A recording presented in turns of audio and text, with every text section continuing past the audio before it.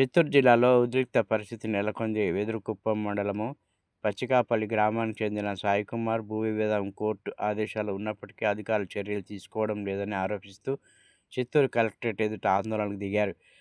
తీవ్ర మనస్తాపంతో ఆయన తనపై పెట్రోల్ పోసుకుని ఆత్మహత్యానికి ప్రయత్నించగా అక్కడున్న పోలీసులు వెంటనే అప్రమత్తమై అడ్డుకున్నారు.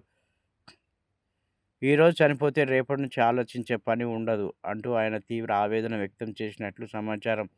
వెంటనే పోలీసులు ఆయనను అదుపులోకి తీసుకుని ఆసుపత్రికి తరలించారు. ఘటనపై కేసు నమోదు చేసి విచారణ చేపట్టినట్లు అధికారులు తెలిపారు. భూ వివాదాల పరిష్కారంలో ఆలస్యం ప్రజలను తీవ్ర నిరాశకు గురిచేస్తుందని అభిప్రాయం వ్యక్తమవుతుంది.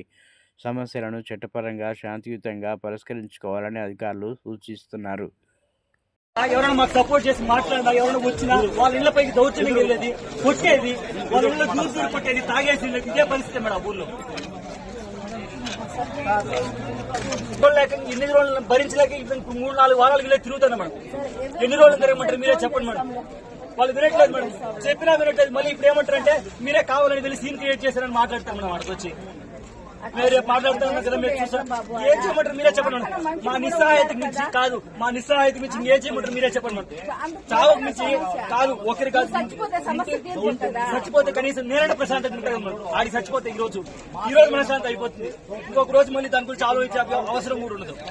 ఇంకొక రోజు ఆలోచించు దాని గురించి.